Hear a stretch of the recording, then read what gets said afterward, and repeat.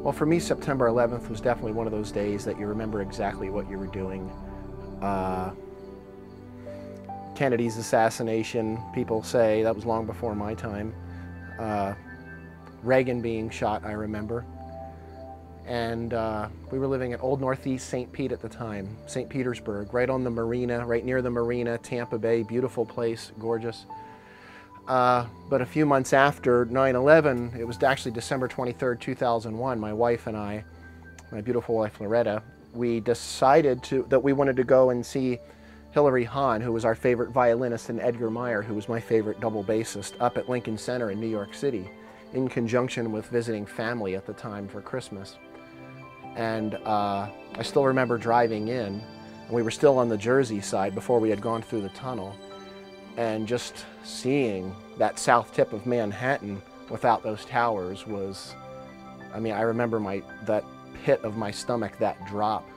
I mean, the towers for me, the World Trade Center, were a pretty big part of my life, not only because I was taking PATH trains in and out of there almost every day of the week sometimes when I was living in Jersey and when I was living in Manhattan. I was all around the Trade Center. My friends and I used to go to the top. I was actually on the top of the Trade Center the morning that Connor Clapton, Eric Clapton's son, had fallen out of a window trying to catch a ball. And that's where the song Tears in Heaven came from. I was actually up there at that time when that happened. So we were at Lincoln Center, and Hilary Hahn, Edgar Meyer, this amazing Box Brandenburgs were phenomenal that night. And we had Mikey with us, our 4-month-old. He was only 4 months old at the time, just a few weeks when September 11th actually happened. And we end up backstage with Hilary, and she's bouncing Mikey, and she, you know, we take a picture with her, and she takes a photo herself, or a friend of hers took a photo of her that ended up on her website a couple days later, which was really cool. It was there for a few years. And after our little backstage time there, we went down to Ground Zero, and my heart had been pulling me there for a while. I remember we drove down near the South Tip, Battery Park area. Loretta stayed in the car with Mikey. I got out, and for whatever reason, she didn't want to go. I don't remember what it was, if there even was a reason. And I got out and was walking around, and I spent quite a bit of time there at St. Mark's looking at all the little, almost like the altars that have been put in place, memorials, photographs, etc. And got back in the car with Loretta and Mikey and left. And it was just after a little bit of time driving around that south tip of Manhattan, Wall Street, everything. I remember the Brooklyn Bridge being right there, lit up at night.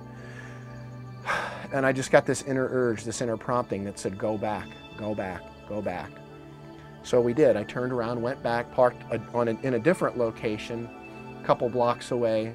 And I remember walking up, and just as I was walking back up, at that time, you couldn't even see the hole. They hadn't put up the grandstands that they put up after Christmas that year. Actually, I think it was after New Year's. It was basically just a hole in the ground with a lot of light. And just as I was walking up, I noticed that all of the talking, everything, the sound just came to a hush.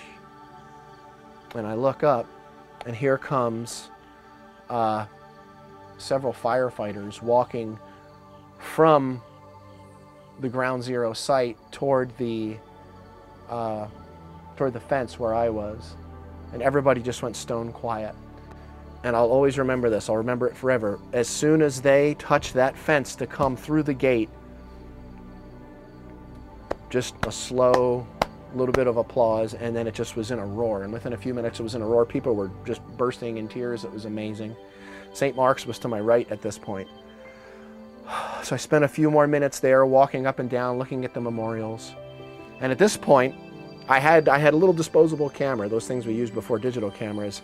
And I remember that there was no film left. It said that it was out. I don't remember how many pictures it was, and it said there was none left. But something in my gut said, you need to take a photo of something here. There's something you need to take a photo of. And I was scanning around, and I found a plaque. I think it was something about Sugar Bear.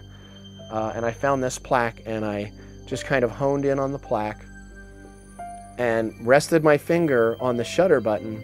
And I'll always remember this. I remember looking, and just as I pressed down that shutter, I noticed there was a t-shirt down at the bottom frame that I was focused on that said St. Petersburg, Florida Fire Department, which of course is where we lived at the time. Just so I went click. And I remember clicking in the back of my mind, there's no film left, Dale, why are you doing this? And I did, and it went, it wasn't like a complete revolution. It went like maybe about, you know, three-quarters of the way across. And I noticed that it wasn't, you know, it probably wasn't going to be a full photo, but I took that photo. Get back home and develop it. And of course, there's that little side there where the film had run out.